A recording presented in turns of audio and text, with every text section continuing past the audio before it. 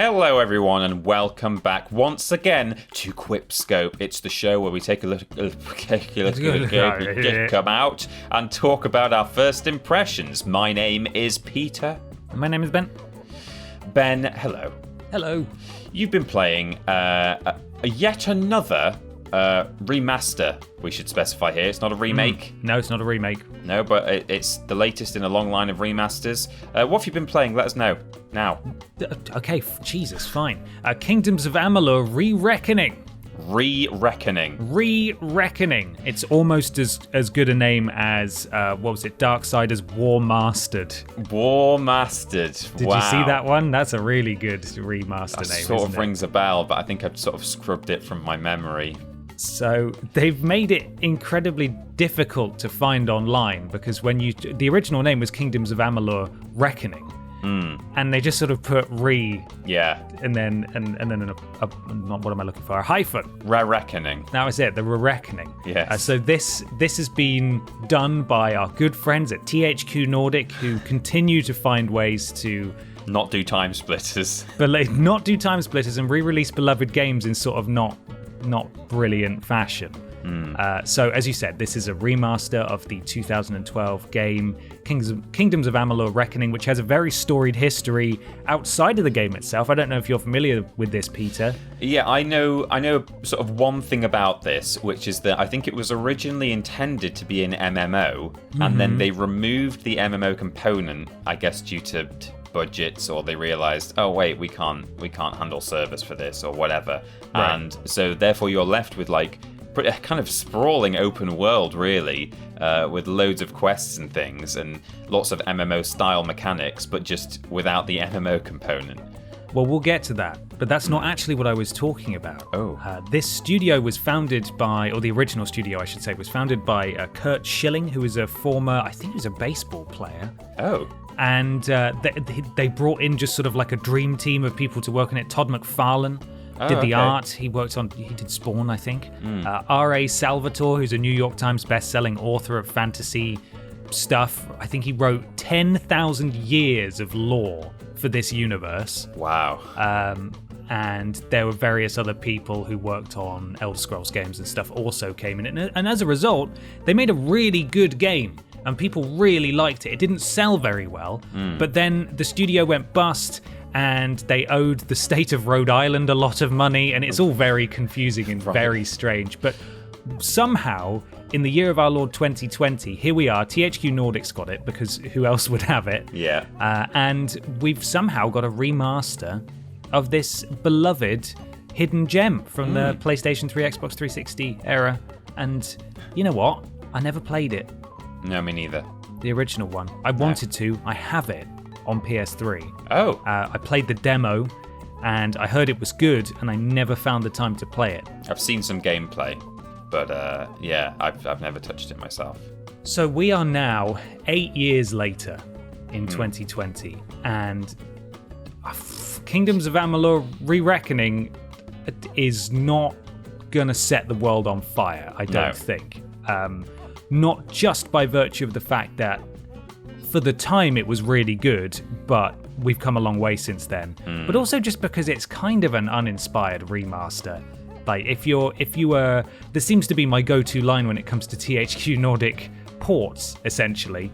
If you were a fan of the original, you'll be thrilled because you get to play it again on current hardware. But if you are, like me, someone who perhaps was interested at the time or has even never heard of this and wanted to give it a go, I don't think it's aged very well. And from a technical standpoint, there's nothing really that sets it apart, on PS4 than when it was released on PS3. I can't speak to anything that's been particularly enhanced. I would imagine it looks a little shinier, but that's kind of it. I haven't had any bugs or glitches myself, but I've heard that people have had absolute nightmares with all sorts of crashes, and there was an article on Push Square about a game-breaking bug as well that wouldn't let them proceed. So I haven't had that myself. I've played for a couple of hours, but one thing I will say, it's got a great world and story, which makes sense given the caliber of talent that's behind it. The combat was always highly praised as being very versatile because you have a primary and a secondary weapon. So I have my longsword as my main weapon that I use square to attack with, and then I can press triangle to switch to my secondary weapon, which is a fire staff, but you can change it for anything. So mid-combat, you can just switch between weapons like completely fluidly and just chain together, all your attacks. So it's very, as I said, very versatile in terms of how you want to approach that. But as you said, it was originally designed as an MMO, and it does feel like it. There's a lot of big open environments with lots of people with exclamation marks above their heads. The voice acting is really something else. Lots of what appear to be Americans trying to do fantasy accents. So some of the worst Scottish accents I've heard in my entire life. And proper cool blimey, bloody hell, voices all over the place. But obviously that was, I imagine, a problem with the original as well. They haven't redubbed it. Ultimately, this is a very solid RPG that I think the general consensus, looking at the Metacritic right now, it's on 75. It hasn't aged that gracefully. It was really good in 2012. It's got a rich world with lots to do in it, and the remaster doesn't really warrant its title as a remaster. It doesn't really enhance anything. It's basically a re-release of the original game. Yeah, I think looking from the point of view of someone who never played the original, I think I was intrigued when I sort of heard the title and saw a few screenshots. I thought, broadly speaking, I quite like third-person fantasy, hack and slash kind of games. And then the moment that I actually saw gameplay and like some longer sequences, I thought, oh yeah, this does really kind of look and feel a bit like an MMO, but just without the MMO component. I don't really even like MMOs in the first place that much. There is just that. To me, it looks a bit overwhelming, but not in a kind of, at least if you look at something like The Witcher or Skyrim or something like that, they've obviously got huge open worlds that wouldn't be that would be quite at home in an MMO game, but then a lot of work has gone into NPCs and all kinds of different interactions and factions and things you can do, whereas this looks like you have a list of quests and then you have to do a lot of hacking and slashing. The combat, as you say, the combat does look quite good, but yeah, I don't think it's for me. Looking at it side by side as well of the visuals, I think there has definitely been an improvement, but it's not mind blowing. I wouldn't say it's not. It's just sort of PS4, medium PS4, I would say. It's blessed with a very vibrant color palette, so I think it always looked very striking. And it's all blues and greens and reds and lush fantasy forests and worlds. And don't get me wrong, I'm not saying that this is a bad game, which I'm almost certain that a lot of people who are yelling at me in the comments have already decided that's what I'm saying, that it's bad. But that's not what I'm saying at all. It's an incredibly competent and solid RPG that just doesn't have the benefit of the last 8 years of gameplay evolution, that we've experienced. We live in a post-Witcher world now. Anything that comes before that is going to struggle by comparison. That's a good thing though, that we've come that far. If you were a fan of the original, as I said, you get to play it again. And you're presumably going to really like that. And if you're looking for a very deep, rich fantasy world to get lost in, there's a very good chance you're going to enjoy this too.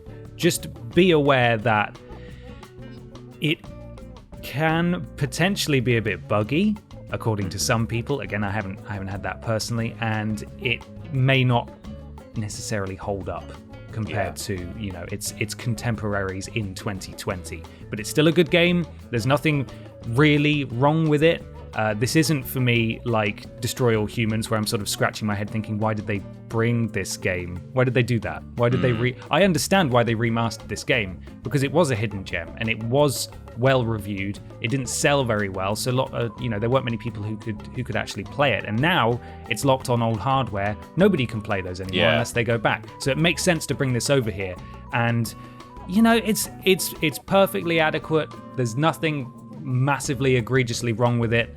And if you're looking for as I said, a deep role-playing game, then you can certainly do a lot worse. And it was one of the better RPGs on the PS3 and the 360. So now's your time to have a go.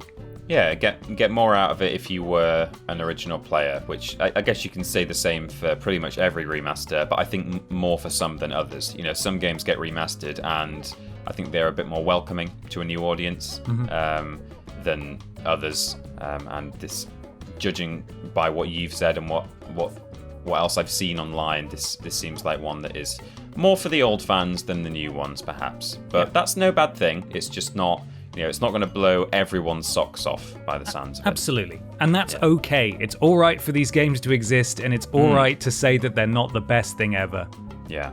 So if you're looking forward to it, then all the power to you. It is, I think, out right now, and you can go and play it. Oh, yeah. Well, go do it. Do it. Yeah. If you... Maybe not if you've not played it before, but maybe. Give it a go. Just enough time then for a quip. Do you want to quip us out?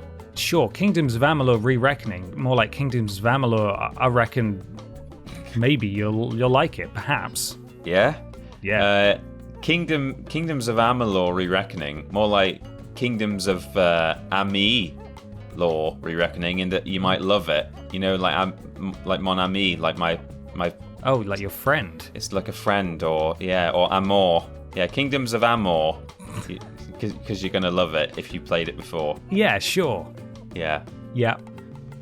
Thanks. More like Kingdoms of Amalur: De-Reckoning, because it's worse. Oh, whoa! Hang on. No, hang on. No, come on. That's not what we're doing here. We're not trying to plop on people's parade. It's fine. You'll enjoy it. Right then. Thanks for watching QuipScope. Stick with the channel for more first looks at games that are coming out, especially as we get towards holiday season. There's all sorts coming up soon. Bye-bye.